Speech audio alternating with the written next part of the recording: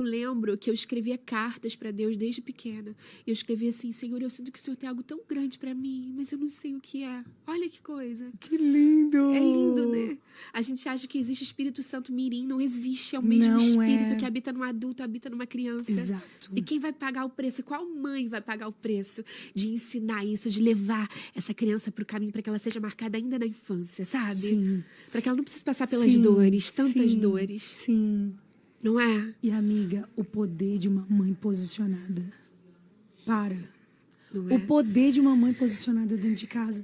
Tem a história, né, da Susana Wesley. Sim. E várias outras mulheres que fizeram total diferença na vida dos filhos. John Wesley foi o que foi por causa da mãe que ele teve.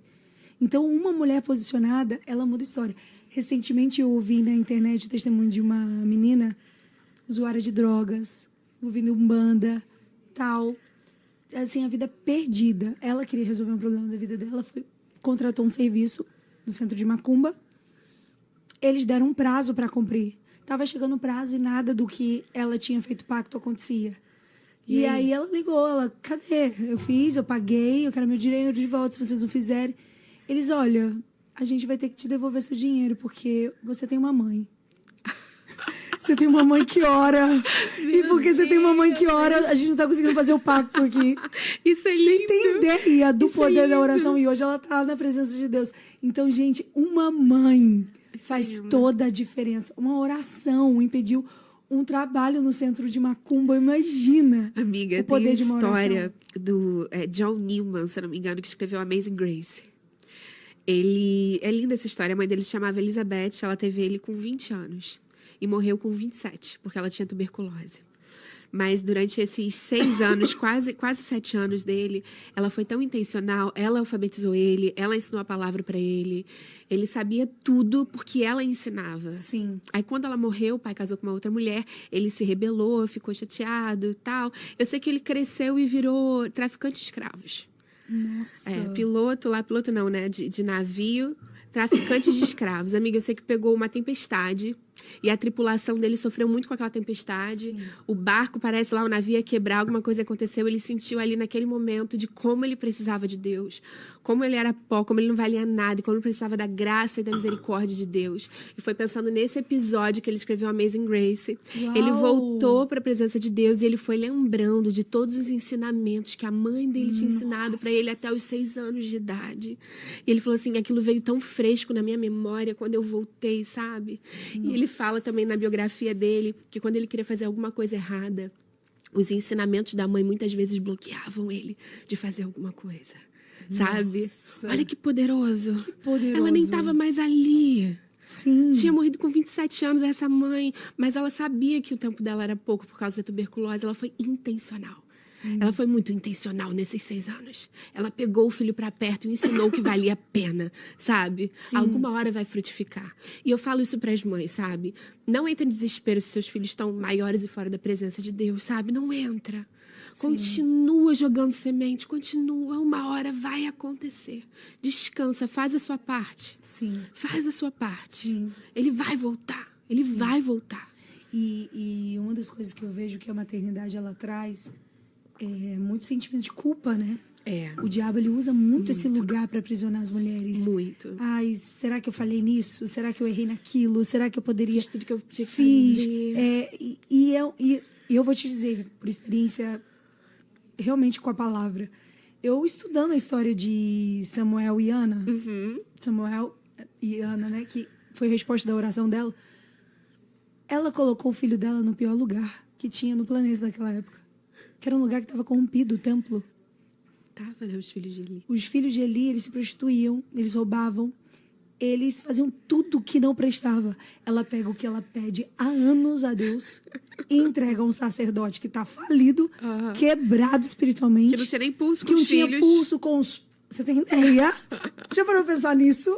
E aí, Deus ministrou meu coração sobre esse sentimento que muitas mães elas acabam tendo da culpa. Que, embora ele estivesse num lugar que ele poderia se corromper, concorda? Ele poderia se perder também, ele poderia ser uma continuidade do que foi o sacerdote Eli, mas não. Porque o Senhor falou com Samuel, na madrugada. Sabe o que Deus ministrou ao meu coração? Que muitas vezes a maternidade, você não consegue fazer aquilo que você gostaria. Você, às vezes, pode ter falhado, mas não fique nesse lugar de culpa. Porque quem vai tratar do seu filho é o Senhor. É o Senhor. O Senhor visitou ele no pior lugar. No pior lugar, no pior cenário. E ele foi um dos maiores profetas de Israel. Sim. Ele sim. foi o que consagrou Davi, a monarquia, né? Instaurou a monarquia em Israel. Ele ungiu Davi.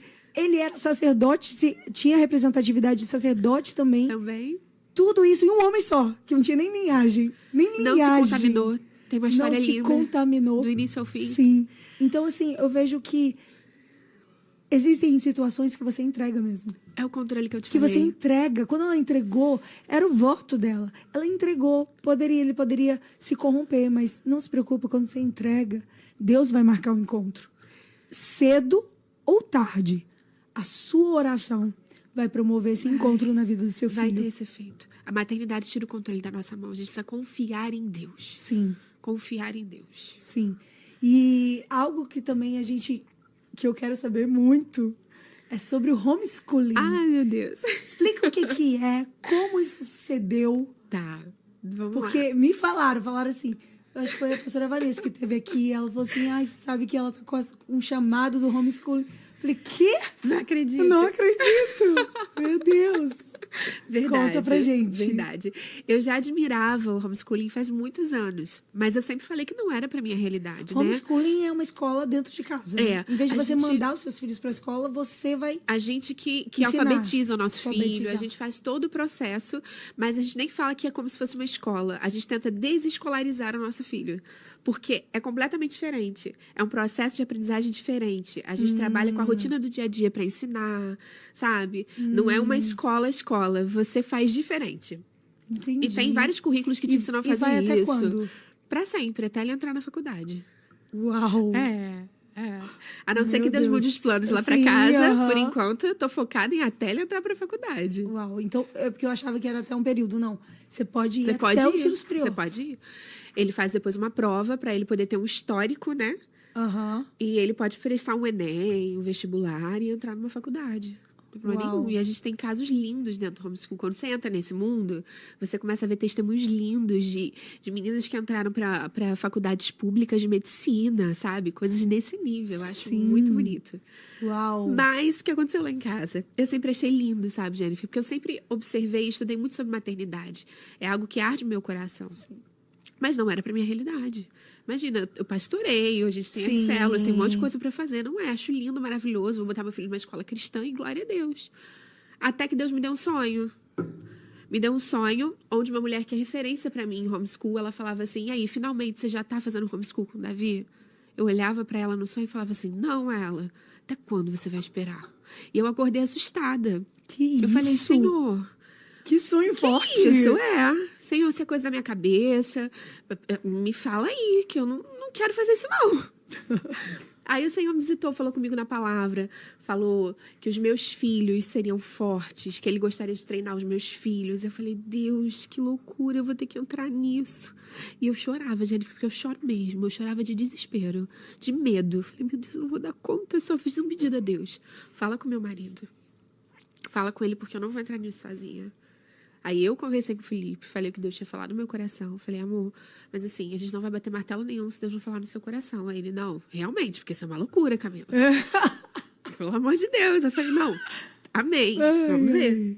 Mas Deus é tão perfeito que naquela semana o Felipe começou a atender crianças e adolescentes com muitos problemas de identidade, de homossexualismo, pais muito desesperados. E aí ele falou da assim... igreja, da no igreja, gabinete. No gabinete. Naquela semana? Naquela semana. Deus. Teve um que foi até ele na igreja, pedir oração, assim. Quero que você ore por isso, porque uma criança de 10 anos, eu não sei se eu quero ser menino ou menina. E aquilo assustou demais ele. Aí ele falou assim, amor, me dá um livro para ler sobre isso. Eu já tinha um livro que eu tinha pesquisado, dei pro Felipe ler.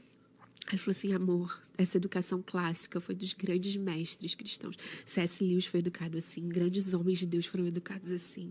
Eu vou botar isso diante de Deus e vamos ver se Deus tem isso para nossa casa. botamos diante de Deus. Ai, Ele Jesus, falou, eu tô nervosa.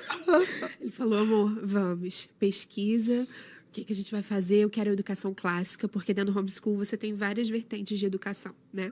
E a gente escolheu pela clássica cristã. Ele falou que era clássica cristã, que foi a que eu gostei e tal. Eu falei, tá bom, amor. Aí eu fui pesquisar sobre como era, comprar currículo e tal. O Senhor trouxe pessoas para perto que viviam isso, que foi muito legal, que me ajudaram muito nesse início. Sim. E a gente começou a viver isso em janeiro de 2006. Eu lembro que em dezembro eu fui tirar o Davi da escola, no último dia de aula, e eu já sabia, Deus já tinha falado comigo sobre todo esse processo. Quando eu botei ele no carro, que eu olhei para trás, eu vi a escola dele, eu comecei a chorar. Eu falei, Senhor, o que eu tô fazendo com meu filho se não der certo? O que eu vou fazer com o meu filho, o futuro dele? Eu chorei, eu lembro que eu tirei até uma foto para marcar aquele dia. Como memorial mesmo. É memorial, de obediência, porque eu não estava indo por prazer, eu estava indo por obediência. E o medo, né? Será que eu vou dar conta? Apavorada. Como é que eu não tenho formação em pedagogia em nada? Como é que eu vou alfabetizar meu filho, gente? Isso não faz sentido. Vamos combinar. Não faz sentido. Menina, eu descobri o mundo homeschool, assim. Eu comecei a estudar, eu comprei um curso. Aí comecei a ler, a aprender sobre isso. Eu tenho uma mãe que é... Minha mãe é alfabetizada, minha mãe é professora, né? Sim. Aí eu fui conversar com a minha mãe, a gente trocou ideia e tal. Ela deu uma assustada no início. Mas depois ela apaixonou e hoje o Davi tá lendo com 4 anos. Uau! E eu me apaixonei por esse mundo, Jennifer. É impressionante. Eu me apaixonei.